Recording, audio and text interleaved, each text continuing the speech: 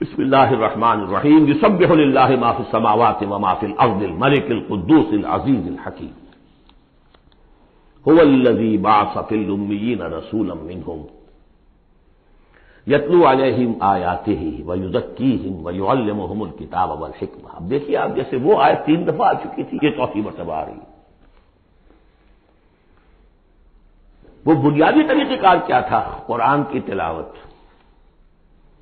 قرآن اس مقناطیس کے مانند تھا کہ جس کے اندر جس کی روح بیدار ہے اس کو کھینچ لے گا۔ یہ ہے آپ کا آلہ دعوت۔ اب آپ کے پاس وہ آ گئے جو سلیم الفطرت، کسی درجے میں سلام، جن کی زیادہ سلیم الفطرت اور زیادہ جو ہے وہ فوراً آ گئے۔ کچھ کو تھوڑا سا وقت لگا، پھر کچھ اور وقت لگا، کچھ اور وقت لگا، تو 12 برس میں مکے کی جو ہے وہ ہانڈی کے اندر پوری طرح بلو کر نکال دیا، اور جو نکالا پھر ان کی تربیت، ان کی تعلیم اسی کتاب سے، حکمت قرآن پر بیس کر رہا ہے سارا پروسیس۔ تربیت بھی قرآن سے، تزکیہ بھی قرآن سے، دعوت بھی قرآن سے، تذکیر بھی قرآن سے، تبشیر بھی قرآن سے، انذار بھی قرآن سے۔ تذکیر، انذار، تبشیر، اس سے دعوت ہو گئی، اور شفاء لما فی الصدور، دل کے اندر کی جو روگ ہے ان کا علاج۔ یہ دل کا روگ ہے کیا؟ دنیا کی محبت، اللہ علیہ وسلم، مال کی محبت، اولاد کی محبت، سب کیا ہے؟ ہاتھی کے پاؤں میں سب کے پاؤں دنیا کی محبت۔ یہ قرآن نکال دیتا ہے۔ هو الذی بعث فی الامیین رسولا منہم، وہی ہے جس نے بھیجا، اٹھایا امیین میں سے ایک رسول، انہی میں سے۔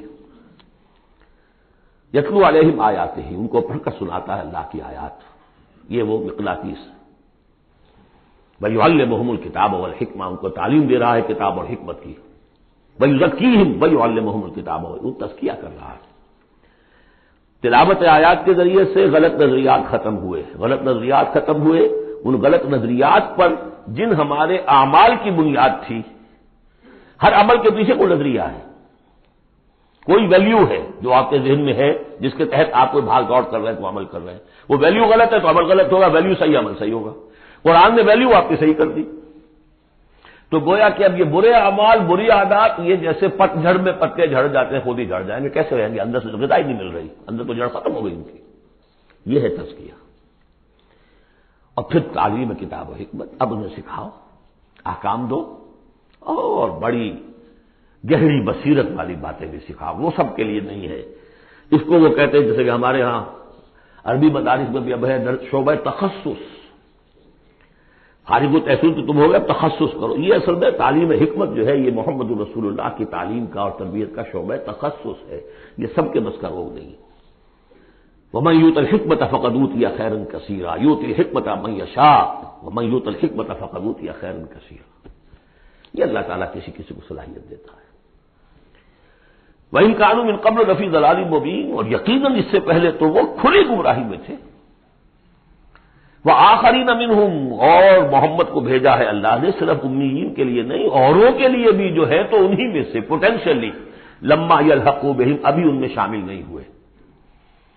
حضور سے ان کے بارے میں پوچھا گیا، حضور نے مجلس میں بیٹھے ہوئے تھے، سلمان فارسی ان کے کندھے پر ہاتھ رکھا،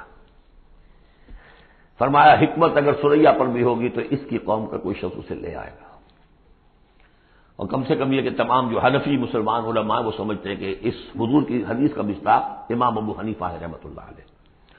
بہرحال اس میں کوئی شک نہیں کہ ایرانی قوم جو ہے بحیثیت مجموعی بہت ذہین، فتیح، فلاسفر ایک سے ایک بڑھ کر، متکلم سارے کے سارے ایرانی ہیں۔ یہ ساری چیزیں ان کے یہاں فلسفہ، منطق، دو چیزیں کی گھٹی میں 3 مراکز رہے ہیں دنیا میں فلسفہ اور منطق کے، ہندوستان، ایران، یونان، 3 ہے۔ نمبر 2 پہ جرمنی آ جائے گا، اس لیے کہ وہ بھی ایرینز ہیں۔ یہ ایرینز ہیں، یہ حام کی نسل ہے میری تحقیق کے مطابق۔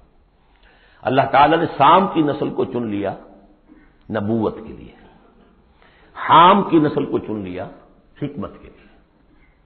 یہ میری رائے ہے، یہ صرف میرے اسٹریٹ تھاٹس ہیں، یہ کوئی یوں نہ سمجھیے۔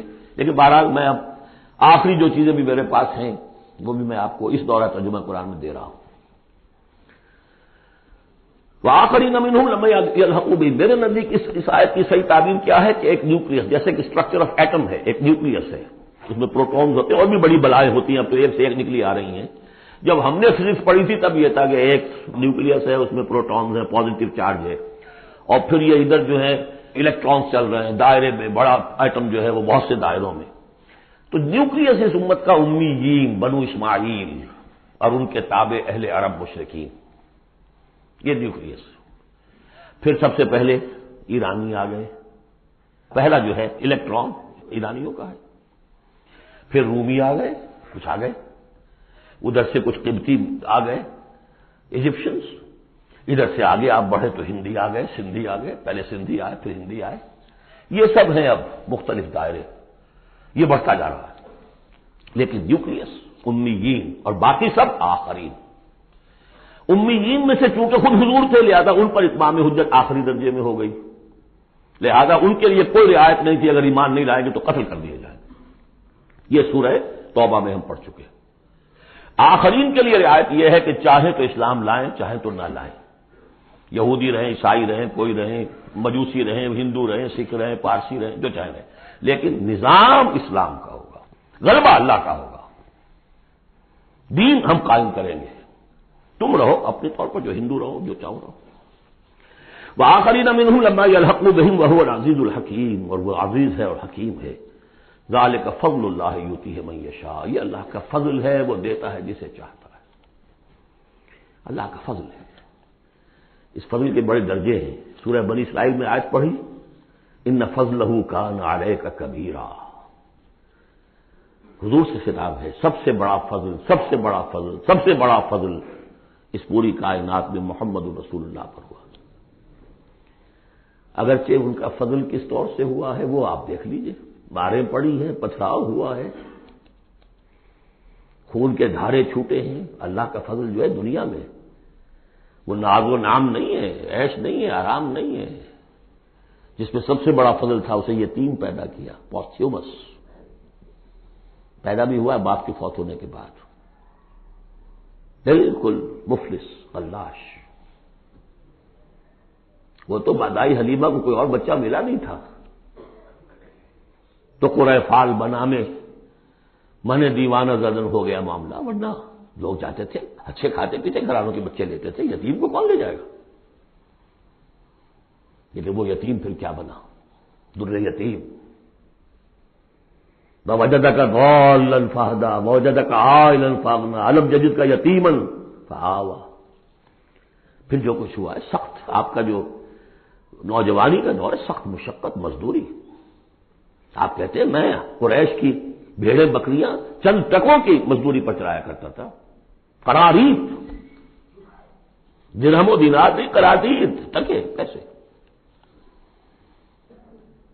بہرحال یہ دنیا کا معاملہ. اور فرمایا وآخرین منہم لما یلحقوا بہم وہو العزیز الحکیم ذالک فضل اللہ. یہ میں بیان کر رہا تھا فضل کبیر، بلکہ فضل اکبر تو ہوا حضور پر. پھر جو بھی محمد کے دامن سے وابستہ ہو گیا بہت بڑا فضل ہے. چاہے اللہ نے ہمیں پیدائشی طور پر یہ فضل دے دیا ہے، ہم اس فضیلت کا قدر نہ کریں اور وہ پھر راندہ درگاہ حق ہو جائے وہ دوسری بات ہے. اللہ نے تو دیا. بل اللہ یمن علیکم ان ہداکم للایمان، تمہیں اس راستے پر ڈال دیا ہے اللہ کے بندو، تمہیں پیدا کیا وہاں جا، تم نے پیدا ہوتے کال میں اذان سنی ہے اور دوسرے کال میں اقامت سنی ہے. اس سے بڑا فضل کیا ہوگا؟ لیکن تم نے اس کی ناقدری کی تو یہ دوسرا بات ہے. ذالک فضل اللہ یؤتیہ من یشاء واللہ ذو الفضل العظیم. اللہ بڑے فضل والا ہے. لیکن یہ کہ اب یہ جو پروسیس تھا، جو محمد رسول اللہ کا اعلی انقلاب تھا، قرآن، اب محمد تو جا رہے ہیں صلی اللہ علیہ وسلم، یہ پروسیس آگے کون جاری رکھے گا؟ نبی تو کوئی آنا نہیں. لہذا حضور نے کہا خطبہ حجۃ الوداع میں، قد ترکت فیکم ما ان تمسکتم بہ او اعتصمتم بہ لن تضلوا ابدا کتاب اللہ. میں چھوڑ کر جا رہا ہوں، یہ محمد کے قائم مقام ہے یہ قرآن. یہ عصائے موسیٰ سے 100 گنا بڑا معجزہ ہے. عصائے موسیٰ صرف موسیٰ کے ہاتھ میں تھا تو معجزہ تھا، بعد میں تو وہ لٹھیا کی لٹھیا ہے. اور کیا ہے؟ پڑا ہوگا کسی ٹرنک کے اندر، شاید ہو اب بھی، جیسے کہ کہتے ہیں یہودی ہے لاٹھی ہے. اب وہ سانپ تو نہیں بنے گا کسی کے لیے. یہ معجزہ ہے جو ہر ایک کے ہاتھ میں آ سکتا ہے، بشرطے کہ اس کا حق پہچانے، اس کا حق ادا کرے، اس کی قدر و قیمت کو جانے۔ افبہذا الحدیث انتم مدہنون وتجعلون رزقکم انکم تکذبون، اس کے ساتھ تمہارا یہ معاملہ ہے، یہ مداہنت ہے۔ دنیا بھر کی زبانیں سیکھ لو، دنیا بھر کے علوم سیکھ لو، اتنی عربی نہیں کہ قرآن مجید کو براہ راست سمجھ سکو۔ اور اگر یہ قرآن تمہیں پوزیس کر لے گا تو خدا کی قسم کھا کر کہتا ہوں کہ کسی اور کام میں دل نہیں لگے گا آپ کا۔ یہ کیا کام ہے؟ گز گز گز گز گز کر کے تنخواہ ہو گئی 30,000 40,000 50,000 تنخواہ لے کے آ گئے، بس یہی ہے۔ Were you created for that? Ibrahim bin Adham کا آپ نے سنا ہوگا نام، بادشاہ تھے کسی علاقے کے، شکار پر گئے ہوئے تھے تو وہاں کہیں آواز انہیں سنائی دی، کسی فرشتے کی تھی یا یہ کہ خود ان کے اپنے دل کی آواز تھی، یا ابراہیم لہذا خلقت ام لہذا امرت، اے ابراہیم سوچو کیا اس کام کے لیے تمہیں پیدا کیا گیا تھا؟ کیا تم اس کام کے لیے پیدا کیے گئے تھے اور تمہیں اس کام کا حکم ہوا تھا شکار کرو جا کر؟ بس وہیں سے کایا پلٹ ہوئی۔ تو سوچنے کی بات ہے۔ اب ترتیب بتا رہا تھا اصل میں، ورنہ بات لمبی ہو جائے گی، کہ اب یہ قرآن کے بارے میں تمہارا طرز عمل کیا ہوگا۔ تصویر دکھائی جا رہی ہے، پھر سابقہ امت کی، انہیں بھی ہم نے دی تھی کتاب تورات۔ مثل الذین حملوا التوراۃ ثم لم يحملوها كمثل الحمار يحمل اسفارا، مثال ان لوگوں کی جو حامل تورات بنائے گئے پھر وہ اس کے حامل ثابت نہ ہوئے۔ اور حمل میں خاص ایک بات ہے، حمال کسے کہتے ہیں؟ بوجھ اٹھا کر ایک جگہ سے دوسری جگہ لے کر جانا، حمال اسے کہتے ہیں۔ اسر اور حمل میں نے فرق بتایا تھا آپ کو سورہ بقرہ جب پڑھ رہے تھے آخری کا، کہ اسر وہ بوجھ ہے جس کے نیچے انسان دب کر رہ جائے، چل نہ سکے، اسر ہے، اور حمل وہ ہے جس کو لے کر چل سکے۔ اب عورت کا بھی حمل ہوتا ہے، وہ لے کر چلتی ہے۔ بہرحال جب ایڈوانس پریگننسی ہوتی ہے، دکھ تو ہے، تکلیف ہے، وہدن علی وہن تو ہے، چل سکتی ہے، اسی طرح حمال ہے، وہ لے کے جا رہا ہے۔ تو حمل التوراۃ، یہ اللہ تعالیٰ جس کو کتاب دیتا ہے، حامل بناتا ہے، اس کے ذمے سے پہنچاؤ۔ لتبیننہ، تمہارا فرض ہے اسے واضح کرو، اسے عام کرو۔ یا اہل القرآن، حضور نے فرمایا ہے قرآن والوں، لا تتوسطوا القرآن، قرآن کو تکیہ نہ بنا لینا، ایک ذہنی سہارا۔ ہمارے پاس اللہ کی کتاب ہے، 40 من سونا ہم نے لگا دیا ہے اس قرآن کو تاروں سے لکھنے پر، معلوم ہے آپ کو؟ رکھا ہوا ہے ہمارے ہاں، ایوبی دور کی یادگار۔ لاہور میں جو اسمبلی چیمبر کے باہر جو ہے، چاہیے دیکھ لیجیے، میں نے تو آج تک نہیں دیکھا، مجھے تو یہ قرآن بہت اچھا لگتا ہے اپنا۔ جامع جم سے یہ میرا جامع صفات اچھا ہے، بشرطے کہ اس قرآن کے ساتھ آپ کا تعلق ہو ذہنی اور قلبی اور روحانی۔ بہرحال قرآن مجید کے حامل بنائے گئے تھے اس لیے کہ غوروں تک پہنچاؤ۔ ثم لم يحملوها، انہوں نے نہیں اٹھایا، کمثل الحمار، ان گدھوں کے مانند ہے، یحمل اسفارا، جو کتابوں کا بوجھ اٹھائے پھر رہا۔ مکالمات فلاطون بھی لکھ دیجئے آپ، انسائکلوپیڈیا برٹانیکا کا پورا رکھ دے، گدھے کو کیا فائدہ اس سے؟ مثل القوم الذین کذبوا بآیات اللہ، مثال اس قوم کی جس نے اللہ کی آیات کو جھٹلایا، بے صاحب بہت بری ہے۔ اب یہ جھٹلانا میں پہلے واضح کر چکا ہوں سورہ واقعہ پڑھتے ہوئے، یہ جھٹلانا ہے، یہ ہمارا قرآن کو جھٹلا رہے ہیں ہم اپنے عمل سے۔ ایک سے آپ سے پوچھے گا آپ قرآن کو اللہ کا کتاب مان لیا؟ میں مانتا ہوں، آپ نے کبھی پڑھا اس کو؟ آپ 7 سمندر کا سفر پار کر کے یہاں MBA کرنے تشریف لے آئے ہیں امریکہ میں، MBA معلوم ہوتا ہے کہ کوئی پتہ نہیں، کوئی جنت کی کوئی سیٹ ہے، کیا ہے؟ قرآن آپ نے نہیں پڑھا تو کیسا ایمان ہے آپ کا قرآن پر؟ کیا جواب دیں؟ تکذیب کر رہے ہیں اپنے عمل سے۔ بئس مثل القوم الذین کذبوا بآیات اللہ واللہ لا یہدی القوم الظالمین، اللہ ایسے ظالموں کو زبردستی تو ہدایت نہیں دیتا۔ اللہ کی ہدایت ایسی گھٹیا شے تو نہیں ہے، اتنی حقیر شے تو نہیں ہے۔ اب دیکھیے 4 آیتیں، یہ یہاں پر بھی 4 4 جمع 3 کی تقسیم ہے، 4 آیتیں پوری ہو گئی تھی، حضور کی بعثت 2 میں ہے، امیین نیوکلیس ہے، آخرین سب الیکٹرانز ہیں اس کے چاروں طرف. یہ ملٹی نیشنل امت ہے. ملٹی نیشنل فرم تو آپ کو معلوم ہے, ملٹی نیشنل. جبکہ سابق جو امت تھی بنی اسرائیل وہ یونی ریشیل, ایک نسل کی. یونی ریشیل, یونی نیشنل, یہ multi racial, multi national. Hindi بھی, فارسی بھی, ایرانی بھی, ترک بھی, چینی بھی. اب تو دنیا کا میں نہیں سمجھتا کہ کوئی قوم رہ گئی ہو, کوئی نسل رہ گئی ہو جس میں کچھ نہ کچھ مسلمان موجود نہ ہوں. اور دوسری بات یہ کہ حضور کا بنیادی کیا ہے؟ اعلی دعوت, اعلی تربیت, جس سے کہ مردان کار تیار کیے جو جہاد اور قتال کریں گے, وہ ہے قرآن. اب آگے 4 آیتوں میں وہ جو طرز عمل ہمارا ہو گیا اس کی تصویر دکھائی جا رہی ہے بنی اسرائیل کے طرز عمل میں. مثل الذین حملوا التوراۃ ثم لم یحملوها کمثل الحمار یحمل اسفارا بئس مثل القوم الذین کذبوا بآیات اللہ واللہ لا یہدی القوم الظالمین. مثل اس کے بعد نتیجہ کیا نکلتا ہے؟ جو آیات الہیہ سے رشتہ ٹوٹے گا تو سہارا کیا چیز رہ جائے گی؟ ہم تو اللہ کے چہیتے ہیں, لاڈلے ہیں. ہمیں تو جہنم میں کوئی جھونک ہی نہیں سکتا. جھونکے گا بھی تو دوسروں کی آنکھ میں دھول جھونکنے کے لیے چند دن کے لیے, ہمیں بھی ڈال کے فوراً نکال دیں. اللہ کو بھی چوری کرنی ہے, خیانت کرنی ہے, ہمارے لیے کرنی ہے. اور ہم جیسے بھی کچھ ہیں, جو بھی کچھ ہیں, زانی ہیں, شرابی ہیں, جو بھی کچھ ہیں, لیکن تیرے محبوب کی امت میں, جب تیرے محبوب کی امت میں ہے سیلویشن از گارنٹیڈ. شفاعت تو ملنی ہی ملنی ہے. بہت زیادہ قرضہ ہے تو کسی بزرگ کی مزار پہ دے بھی چڑھا ہے, بس اور کیا چاہے, آپ کیا لیں گے.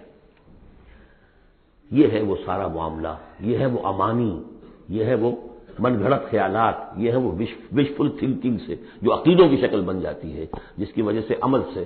وہ جو اقبال نے کہا کہ پتہ نہیں نام کیا ہے اس کا خدا فریبی کے خود فریبی, عمل سے فارغ ہوا مسلمان بنا کے تقدیر کا بہانہ.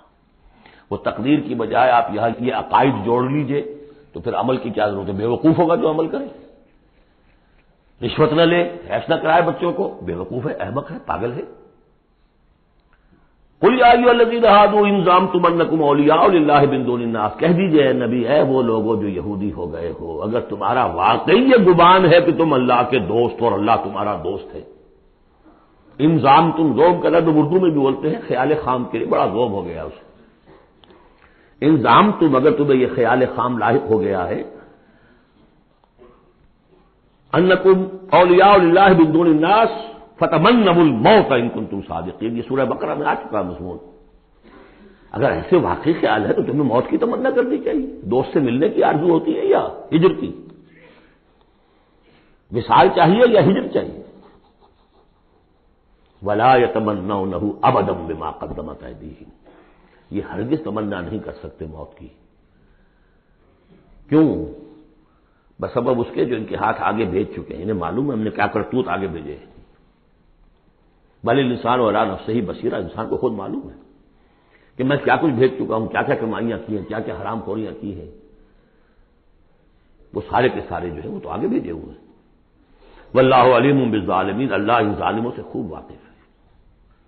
قل, اے نبی ان سے کہہ دیجئے, ان الموت الذی تفرون منہ فانہ ملاقیکم, وہ موت جس سے تم بھاگتے ہو وہ تم سے ملاقات خود فرما لے گی. تم بھاگتے رہو, انہ ملاقیکم, وہ آن کھڑی ہوگی سامنے. ثم تردون الی عالم الغیب والشہادہ, پھر تمہیں لوٹا دیا جائے گا اس ہستی کی طرف جو غیب اور شہادہ سب کا جاننے والا ہے. جو تمہارے سامنے ہے اس کا بھی, جو تمہارے پیچھے ہے اس کا بھی, جو بحیثیت نوع انسانی تمہارے لیے کھول دیا گیا اس کا بھی, اور جو تمہارے سے غیب میں رکھ دیا گیا اس کا بھی. فَيُنَبِّئُكُم بِمَا كُنتُمْ تَعْمَلُونَ, پھر وہ تمہیں جتلا دے گا جو کچھ تم کرتے رہے تھے. یہ دوسرا حصہ ہو گیا 4 آیات کا. گویا کہ جو کتاب محمد رسول اللہ دے کر گئے ہیں, قد ترکتم, اور جس کے لیے حکم دے کر گئے تھے کہ اب تمہارے ذمے ہے, میرے کندھے پر سے یہ بوجھ اتر کر تمہارے کندھوں پر آ گیا ہے. الا هل بلغت انا نشهد انك قد بلغت واديت ونصحت, انا نشهد انك قد بلغت الرسالة واديت الامانة وكشفت الغمة. یہ تو گواہیاں لی ہیں. اس کے بعد اللہم اشہد, اللہم اشہد، اللہ تو بھی گواہ ہے، یہ مان رہے ہیں۔ اور پھر فَلْيُبَلِّغِ الشَّاهِدُ الْغَائِبَ، ایک سائی آف ریلیف، میرے کندھے پر جو بوجھ تھا، اِنَّا سَنُلْقِي عَلَيْكَ قَوْلًا ثَقِيلًا، کل یہ آیت ہم نے پڑھنی ہے، آج وہ بوجھ میرے کندھے سے اتر گیا، لیکن تمہارے کندھوں پر آ گیا۔ مجھے تو صرف امیین تک یہ فرض براہ راست انجام دینا تھا، تمہیں پوری نوع انسانی تک انجام دینا ہے۔ ہیوی برڈن، اس کے لیے یہ ہے دوسرا حصہ 4 آیات کا۔ اب تیسرے حصے میں اس قرآن کی تعلیم عام، تعلیم بالغان کا جو نظام قائم کیا گیا اس کا ذکر ہے۔ جمعہ کیا ہے اصل میں؟ اب رہ گئی رسم ادا، روح بلالی نہ رہی، فلسفہ رہ گیا، تلقین غزالی نہ رہی۔ یہ جمعہ کیا ہے؟ یہ حزب اللہ کا ہفتے وار اجتماع ہے۔ کمیونسٹوں کو بھی ایجاد کرنے پڑے تھے ہفتے وار اجتماع، ہفتے وار اجتماع، اسٹڈی سرکلز۔ اس لیے انقلابی کارکن کے ذہن میں جب تک اس کا نظریہ تازہ نہ رہے وہ قربانی کیسے دے گا؟ قربانی تو ہر لحظہ آئے گی، ہر آن آئے گی، قدم قدم پر آئے گی۔ لہذا اس نظریے کا، نصب العین کا، اپنے مقصد کا شعور بالکل کانشس لیول کے اوپر مستحضر رہنا چاہیے۔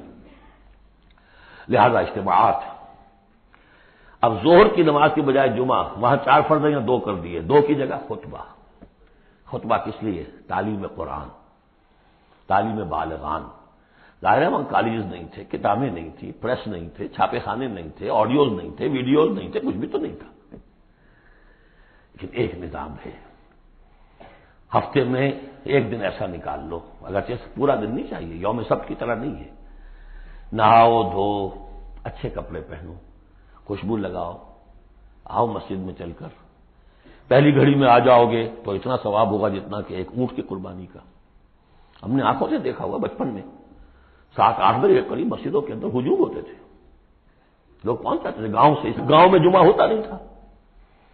اب تو ایک خاص مسلک ہمارے ہاں جو آیا اہل حدیث حضرات کا، انہوں نے 4 آدمیوں پہ بھی جمعہ کھڑا کر دیا، تو اب خامخواہ کاہے کو جائے گا کوئی آدمی شہر کے اندر؟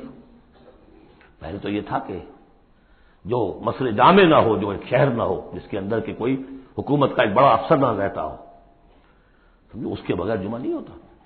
پر ان مسئلوں کو چھوڑ دیجئے، آئیے جمع ہوئیے، کوئی نائب رسول منبر رسول پر کھڑے ہو کر وہی عمل کرے، یتلو علیہم آیاتہ ویزکیہم ویعلمہم الکتاب والحکمہ،